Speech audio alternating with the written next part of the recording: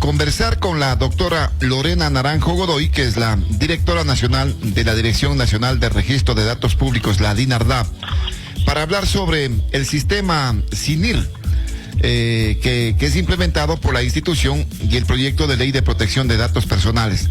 La Dirección Nacional de Registro de Datos Públicos, la DINARDAP, creó el sistema de actos notariales también y registrales, la SINIR, que va a interconectar a 592 notarías con los 235 registros del país. Esto, lógicamente, con la finalidad de evitar desplazamientos innecesarios que será en la población, y también para que se utilicen las herramientas digitales. Este es un proyecto importante, vamos a ver cómo se está desarrollando, y está dentro de esta ley de protección de datos personales, que en este momento también es analizado por la Comisión de Soberanía de la Asamblea Nacional, y que también nos interesaría conversar sobre ese tema. Pero ¿qué significa este SANIR, este proyecto que va a entrelazar también a las notarías y a las registradurías de nuestro país? 592 notarías. Gracias por atender este requerimiento, doctora Lorena Naranjo. ¿Cómo está? Muy buenos días. ¿Qué nos puede comentar al respecto? Bienvenida. Muy buenos días, muchísimas gracias por permitirme comentarle a la ciudadanía que está disponible ya el nuevo sistema de actos notariales y registrales. Eso se llama nuestro software SANIR, elaborado con talento de la institución y sin necesidad de realizar contrataciones ni gastos. Este producto tiene como finalidad que las personas dejen de acudir físicamente a los registros y que lo que hagan es simplemente el momento que van a firmar una escritura ya le notifiquen al notario que desean que ese documento sea inscrito en un registro de la propiedad mercantil del país, y por lo tanto sea el notario quien ya posee este software el que puede simplemente cargar la información y con un clic remitir directamente a los registros para que ellos inicien el proceso de inscripción. De tal manera que el usuario ya no tiene que comparecer, hacer largas colas y con eso posiblemente contagiarse, porque ya es el notario el que directamente remitirá la documentación a los registros mercantiles o de la propiedad. Ah, qué interesante en este caso, pero eso amerita también que las notarías entren en este tema de la digitalización, en este tema de la utilización de las plataformas pertinentes, al igual que las registradurías. Estos entes cuentan en este momento con la tecnología necesaria como para poder implementar este software que lo están presentando ustedes, doctora. A ver, efectivamente, de los 14 registros mercantiles que están a cargo de la DINARDAP, el 100% de los trámites de esos registros están digitalizados, es decir, se pueden hacer en línea. Por eso le invitamos a la ciudadanía a que utilice estas versiones. Si bien existe un canal físico, en este momento es necesario priorizar el canal digital y realizar ahí sus trámites. De los 221 registros, son aquellos considerados registros de la propiedad o registros mixtos, que dependen directamente de los municipios. El 50% de ellos está, es decir, 111 registros, está en proceso de incorporación a la ventanilla única denominada gov.es, de tal manera que ya estamos trabajando en la mitad de esos registros para que los trámites inicien en línea a través de esta plataforma y se atiendan directamente por cada registro que ya tiene implementado software. Hay otros registros, que son un total de 18, que no tienen sistemas informáticos y a los que la DINARDAP les está entregando un software hecho por nosotros, en el que a través de él van a poder comenzar a hacer sus trámites digitales. Con eso estamos avanzando en el proceso de transformación digital de los registros que dependen de cada municipio. De otro lado, las notarías, que son 592, cuentan con el sistema SANIR que está proveído por la DINARDAP. Sin embargo, las notarías todavía no han iniciado su proceso de transformación tecnológica y por lo tanto la comparecencia donde las notarías va a seguir siendo física, y lo que estamos aprovechando nosotros es esa comparecencia física de las personas a las notarías para que de una vez ya dispongan que ese trámite se inscriba y ya no tengan que ir físicamente a los registros. Desde luego, pero se han detectado de pronto algunas dificultades. Le digo fundamentalmente porque el registro de la propiedad de Quito está totalmente automatizado y todos sus procesos se los realiza en línea. Me imagino que este es uno de los que está ya prácticamente avanzado en estos trámites que se están realizando, pero ha tenido ciertas dificultades fundamentalmente con el tema de los notarios, por el tema del software, y también porque los clientes, las personas que realizan este tipo de actividad legal como son las escrituras, tienen que subir toda la información prácticamente a través de esta plataforma y a veces no conocen el manejo del mismo. Para eso se creó justamente el SANIR, para que ese trabajo ya no lo tenga que hacer el ciudadano, sino que lo haga personal cualificado, que ha sido capacitado, que la Dirección Nacional le ha enseñado a usar el software para que él sea el que suba la información. Y esa responsabilidad ya no repose en el usuario, sino que sea la notaría, por disposición del usuario, la que suba toda la información al sistema, de tal manera que se inicie el proceso de inscripción y se le deje de asignar esta responsabilidad al usuario para que sea más eficiente, rápido y menos costoso. Claro, entonces, pero ¿será la notaría en consecuencia quien tiene que ya responsabilizarse y subir todo lo que significa este cuerpo, estos documentos que se necesitan para que el registrador Correcto. pueda ya también cumplir con su objetivo? Correcto, por eso es que el SANIR tiene como objetivo precisamente lograr que el ciudadano pueda revisar a través de un testimonio electrónico cuál es el resultado final del trabajo del notario, que es ese resultado el que se comunica al registro para que inicie el proceso de registro. Se garantiza seguridad jurídica, se simplifica trámites, se brinda transparencia al proceso de los documentos notariales que deben ser inscritos, se logra homologación en los trámites registrales. Tiene muchísimos beneficios del SANIR ya en la implementación. El ciudadano ya no tiene que acudir a un sitio a escanear el documento para después subir en la plataforma del registro de la propiedad de Quito, sino que ya es la propia la notaría la que tiene escaneada esa documentación y además va con firma electrónica, lo que le da validez jurídica, y es esa información la que se remite a los registros. Qué bien. Ahora, las notarías están dispuestas a llevar adelante este tipo de trabajo, doctora, o se va a incrementar quizás los costos por esta situación. Bueno, las notarías tienen que cumplir con una resolución emitida por el Consejo de la Judicatura que determina el costo de lo que se llama una copia certificada, que en este caso es electrónica, y esa copia certificada cuesta $1.50 el anverso y reverso, tal como si se tratara de una copia física. Ese sería el costo que debería cumplir por cada una de las hojas, el escaneo, la firma electrónica y el envío. Bueno, pero eso ya le implica un costo adicional en consecuencia al cliente, al ciudadano, ¿no? Al que utiliza en este caso el tema de las notarías para registrar, a más de lo que tiene que pagar, por el tema del registro igualmente.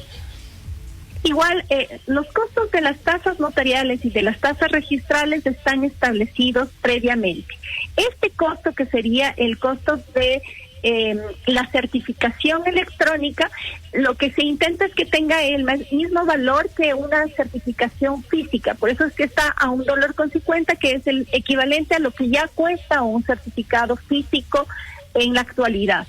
el Consejo de la Judicatura decidió establecer en ese monto esta tasa porque considera que el trabajo del escaneo y el envío equivale a ese porcentaje que resulta para el Consejo económico en comparación con lo que sería que el propio usuario tenga que escanear, exponerse y además asistir físicamente tanto a la notaría como al registro en varias ocasiones. Doctora Naranjo, buenos días. Importante este sistema de actos notariales y registrales, NIR.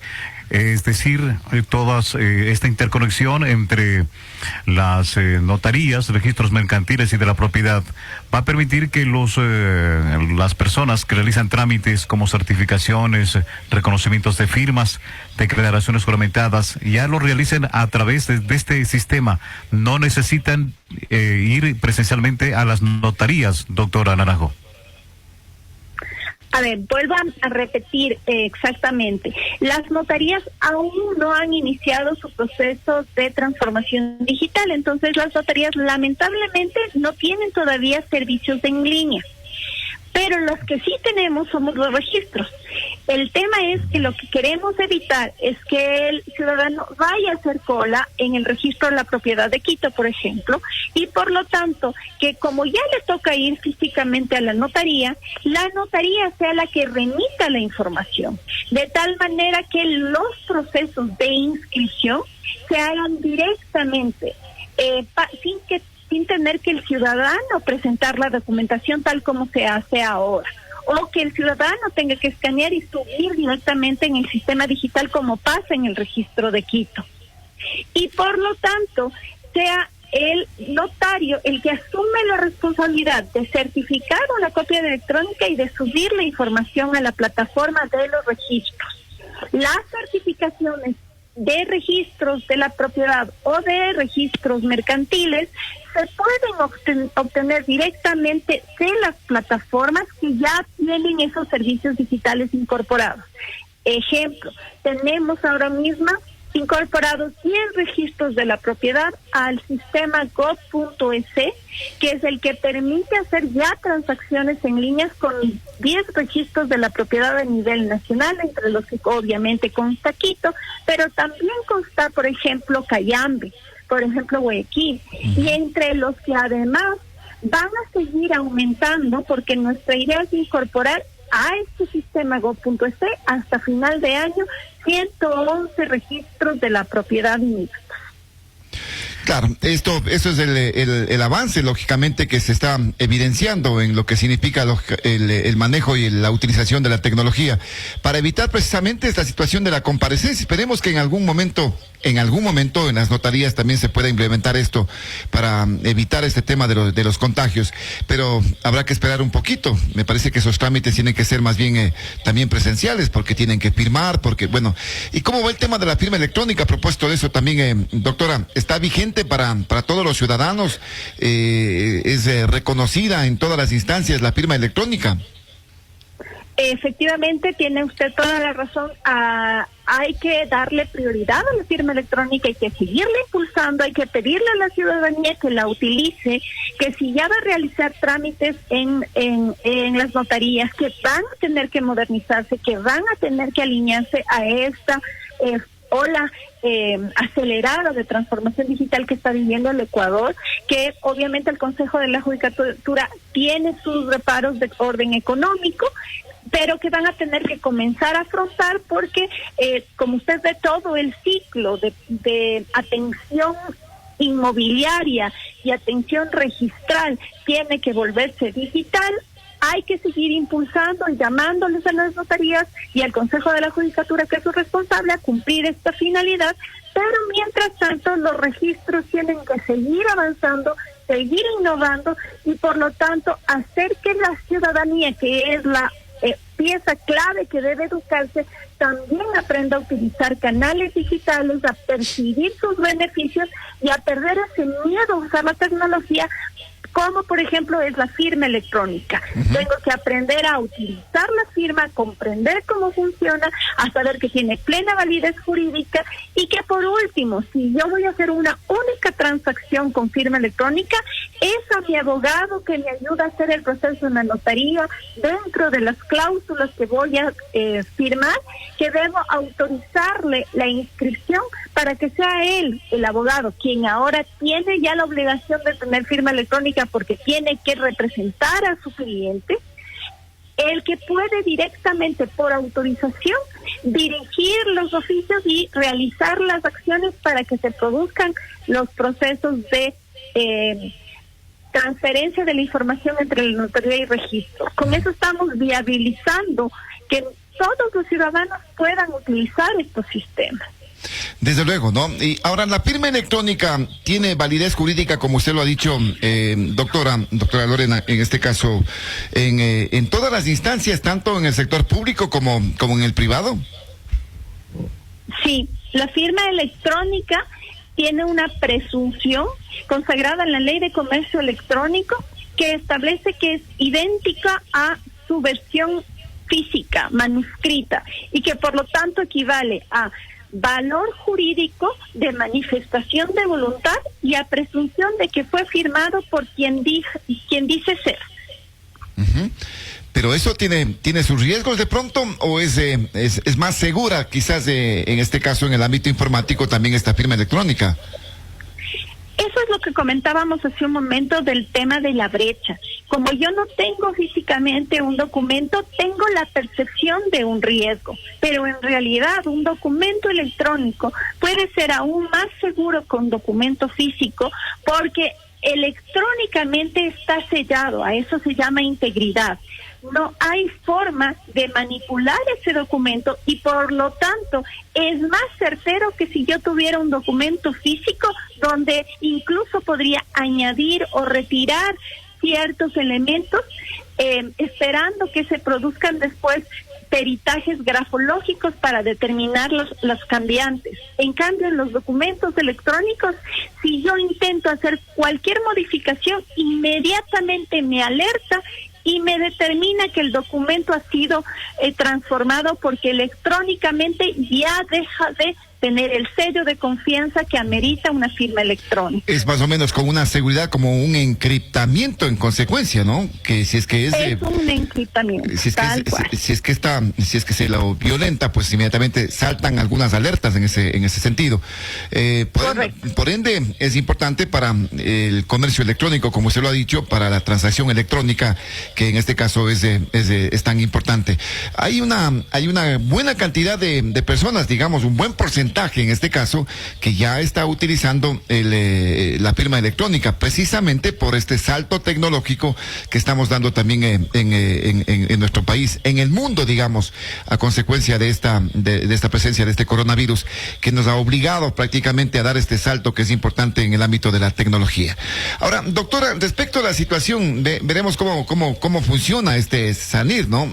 Vamos a ver que se implemente, a ver que si hay la viabilidad en este sentido, con esta obligatoriedad que tendrían en este caso las notarías por subir la información y a las registraturías que también tendrían que ya acogerse de esta forma.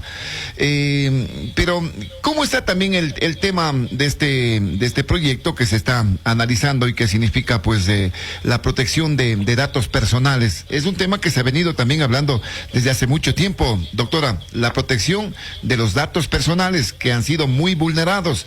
Usted se acordará el tema de las bases de datos con los datos de los ecuatorianos. Usted los podía comprar en cualquier parte, en un kiosco de la esquina, encontraba pues los nombres, apellidos, números de cédula, etcétera, etcétera. E inclusive en la actualidad hay mucha gente, los call centers, que utilizan esos datos personales así sin ningún distingo, sin ninguna precaución, sino porque lo tienen allí. ¿Tiene relación este tema con la protección de datos personales, lo que se está debatiendo y discutiendo en la Asamblea Nacional? Sí, efectivamente, los datos personales en el Ecuador son reconocidos como un derecho fundamental porque obliga a las personas que realizan procesamiento o tratamiento de la información personal a cumplir ciertas medidas, ciertos principios y garantizar ciertos derechos. Eso está consagrado en nuestro artículo 66, numeral 19. Lamentablemente, desde el 2008, que consta como derecho, no había una ley. Y la Dirección Nacional de Registro de Datos Públicos trabajó un par de años en la elaboración de un proyecto de ley que ya fue presentado a la Asamblea el 19 de septiembre de 2019 para que sea ya realizado como normativa para el Ecuador. Nunca nos imaginamos que iba a venir una pandemia de por medio y ahora esa normativa resulta más que urgente y más que indispensable, no solo porque las transgresiones a los datos personales se siguen produciendo, como lo que usted menciona, la venta ilegal de bases de datos en las que constan información personal, sino porque esta pandemia nos obliga a utilizar toda la tecnología para reactivar la economía, para poder dar servicios ciudadanos, para garantizar derechos, y el momento en el que el Estado y los particulares tienen que usar tecnología, está ampliando el número de personas que están almacenando información y captando información de nosotros para darnos estos servicios. Y sin esa normativa, estos responsables de tratamiento carecen de las guías y directrices para que puedan hacer bien su trabajo, y también no existe todavía una autoridad que verifique que realmente esas instituciones están cumpliendo con los estándares internacionales que garanticen el respeto de estos derechos fundamentales. Uh-huh. Claro, esto permitirá ejercer un mayor control, porque muchos ciudadanos se preguntan, bueno, ¿de dónde tienen mis datos? Les llaman de diferentes partes para ofrecerle productos, para ofrecerle una serie de circunstancias que a veces molestan. Los propios sectores comerciales que utilizan estos datos, no sabemos qué es lo que pasa. ¿Con esto se normaría? ¿Y qué pasaría con la incidencia que tiene en este caso la Dirección Nacional del Registro de Datos Públicos, doctora? Bueno, nosotros cuando elaboramos el proyecto de ley lo hicimos porque los registros públicos que están a cargo de la Dirección Nacional están conformados tanto de datos públicos como de datos personales. Para manejar de forma adecuada los datos públicos existe normativa en el Ecuador. Sin embargo, para manejar de forma adecuada los datos personales, la normativa no es suficiente.